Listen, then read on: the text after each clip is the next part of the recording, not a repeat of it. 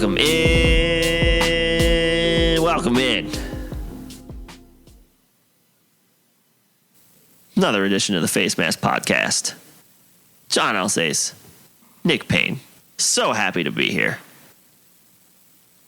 Ecstatic. There you go. It's a little dark. Can you tell that I sound? I was going to say it's a little dark. What's up, y'all? The fantasy playoffs. I've been saying this, I feel like, for weeks now. They're here. It's time to figure some stuff out. I'm terrified. I mean, of course, everybody's like, oh, no, I want to win. I want to win so bad or my season's over. No, man, I like when it's the same as like when my real life team is in the playoffs. Yeah, the stakes are higher. When my fantasy team is in the playoffs, I just want to be in like a fear bunker when I'm watching these football games. I don't want anybody around me. It's like I am going to shut myself off and I'm going to laser in and I'm going to pray to the fantasy gods that I somehow squeak out a win. No, I know there's lots of pressure. There's lots of intrigue. There's lots of interest. There's a lot at stake. When you reach this part of the season. So Nick, I got a question. Yeah, I got a question. I know you're in the playoffs because you're in the league with me. And you're in the playoffs. Yeah. Who's your quarterback? Well, in the quarterback or we're in the league where I made the playoffs? Yeah. Who's your quarterback? Allen. Josh Allen. Okay. That's not a good example, but there's another quarterback that we wanted to talk about today, and I just wanted to see if that would be a way to segue into let's talk about. Yeah, there is there's some, but no, there's no way you're benching Josh Allen. No, there's no way I'm benching Josh Allen. But there is a quarterback to talk about that I think is basically the talk of as far as quarterbacks go. This is very interesting. Big move from the Philadelphia Eagles. Carson Wentz goes to the bench, and 2020 second round pick Jalen Hurts goes into the starting lineup. Thank you for saving my clunky segue. Yeah, no, we did it. We hammered it out. No, I'm king of the clunky segue over here. I think I'm going to make a band name called Clunky Segue. But Jalen Hurts, Carson Wentz, man, what do you make? You're an Eagles fan. What do you make of this? What do you make of what's happened here? I feel relief. To be honest with you, wow. I feel relief. Look, this season has obviously not gone as planned for the Eagles. They are 3-8-1, even in one of the worst divisions of all time, the NFC East. They are no threat right now. I say right now, they're no threat to make the playoffs right now. They could still win like 2 games in a row and get right back into the division lead race. It's a joke, but with Carson Wentz as the starting quarterback, this offense was not making anything happen.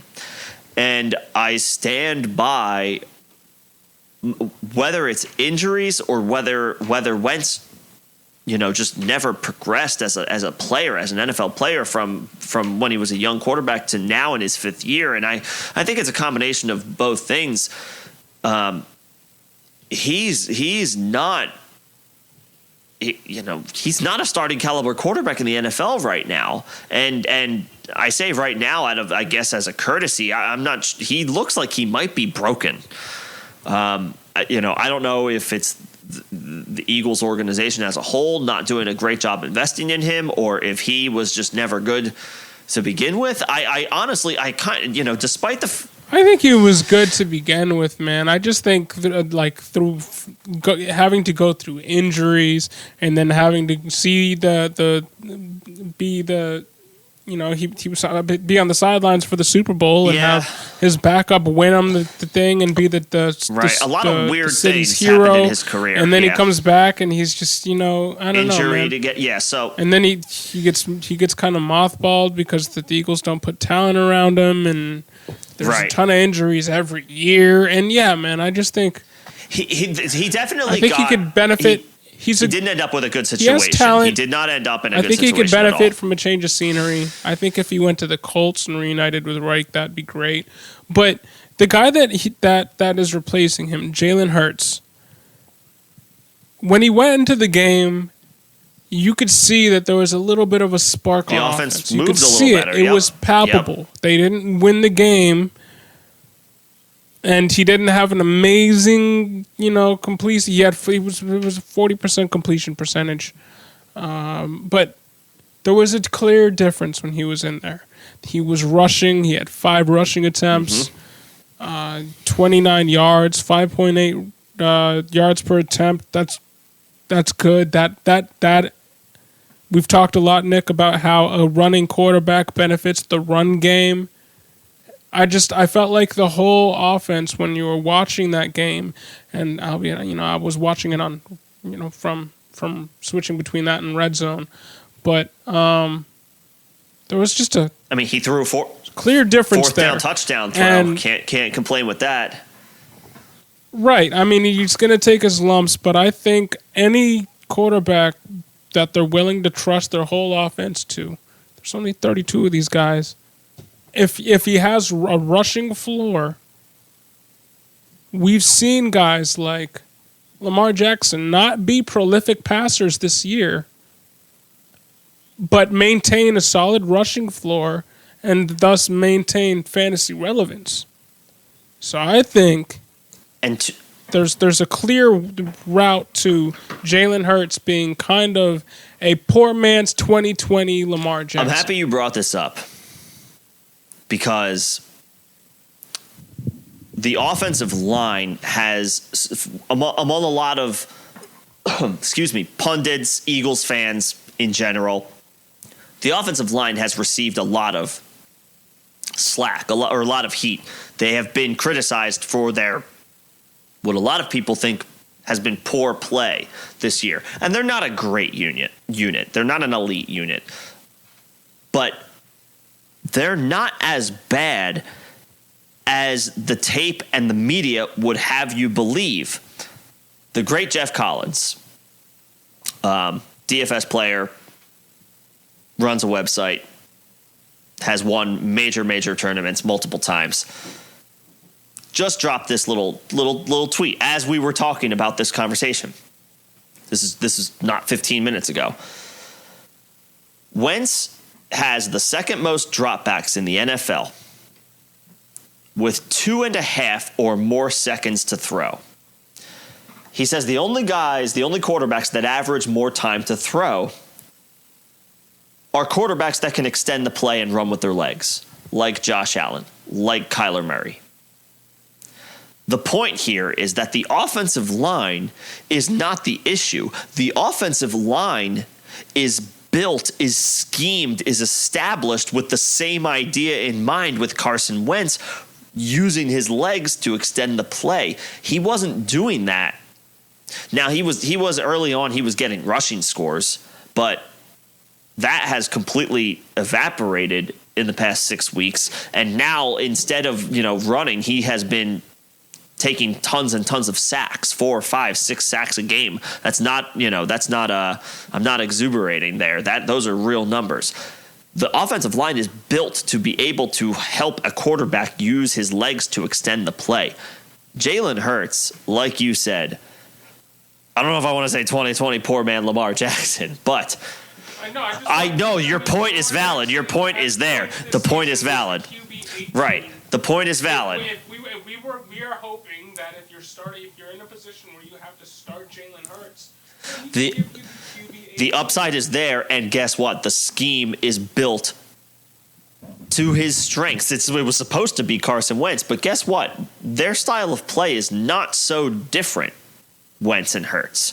So if Hurts is more mobile than Wentz at this point, because again, Wentz has suffered numerous back and head injuries. I think his elusiveness, his lower body injuries, his athletic abilities are now diminished a little bit. Jalen Hurts is not in that same situation. So Hurts is going to run.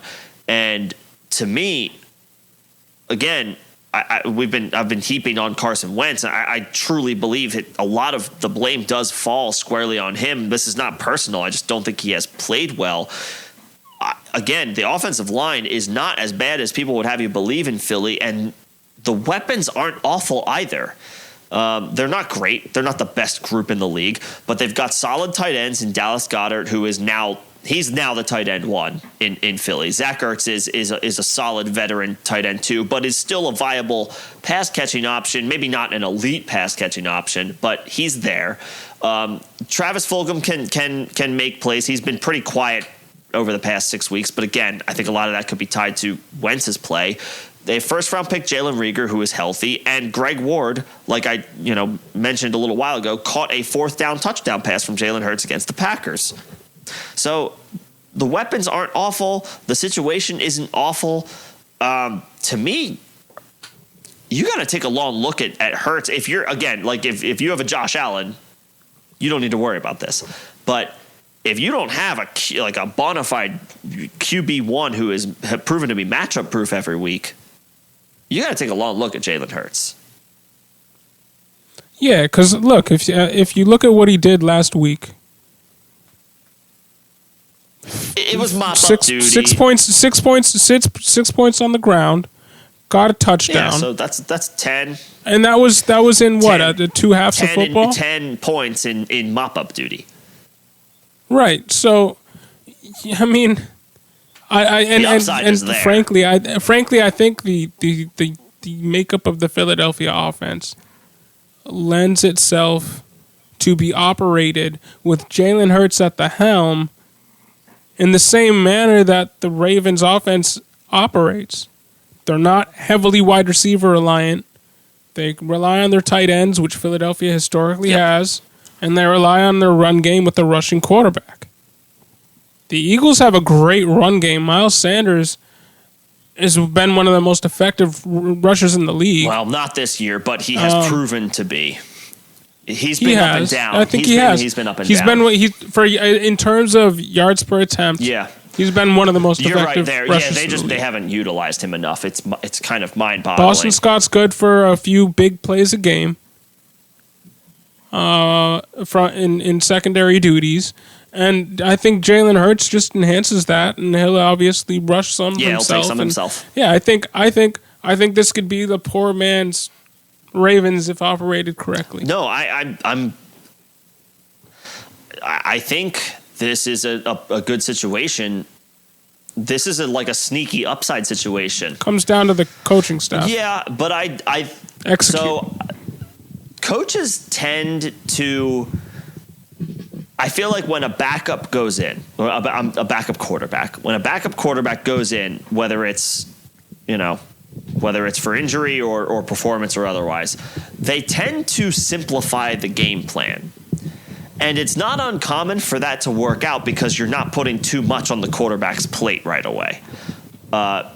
You give him some read options, you give him some easy throws, and you draw up plays where the run game is contributing and helping, and you're running the ball, but you're also giving your quarterback opportunities to make plays with his legs if necessary, because that's what a lot of these guys are comfortable doing.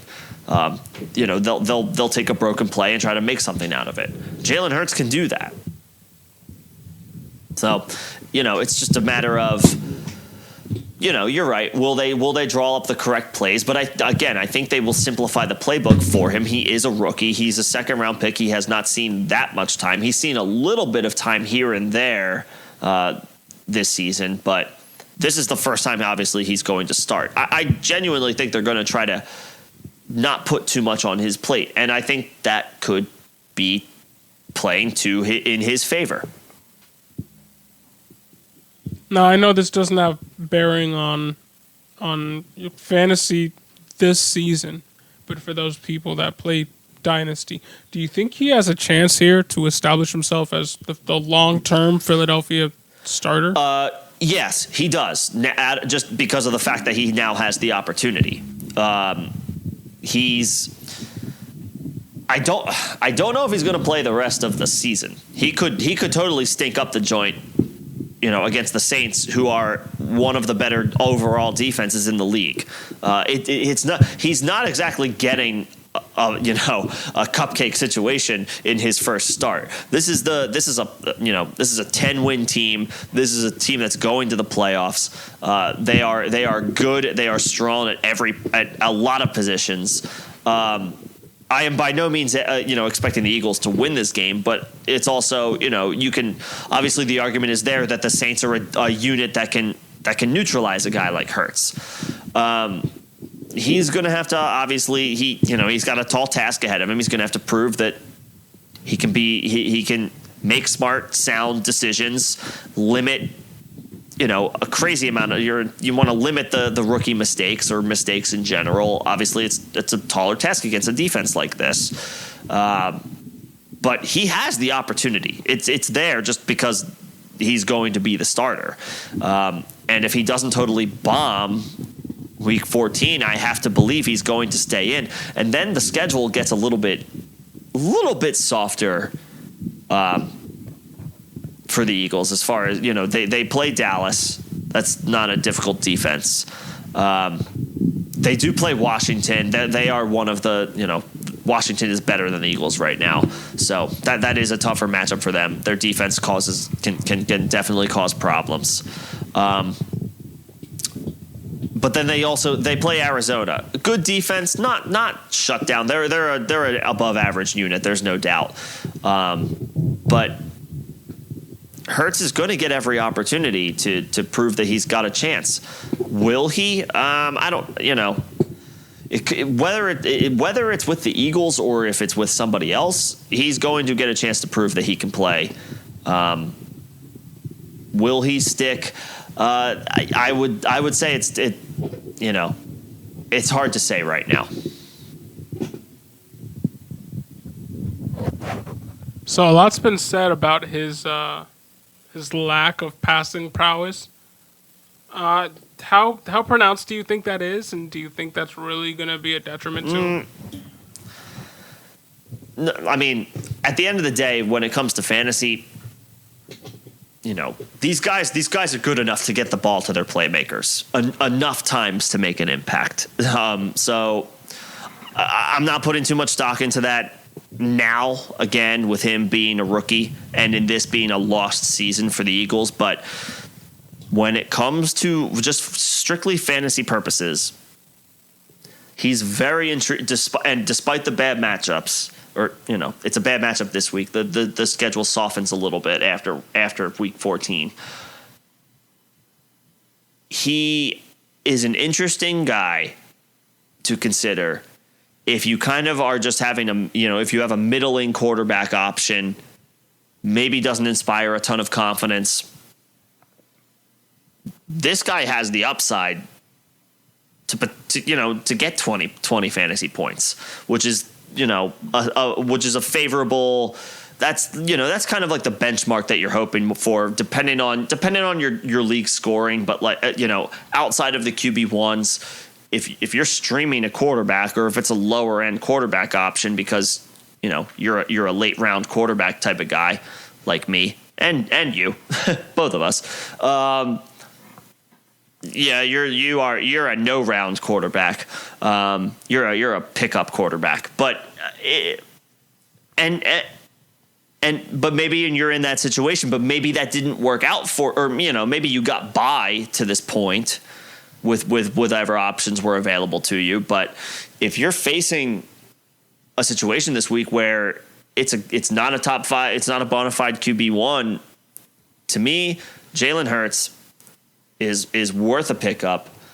And if you like your team but need a quarterback, he could be the stabilizer to get you through the fantasy playoffs and give you that rushing upside at quarterback that you were looking for to put you over the hump.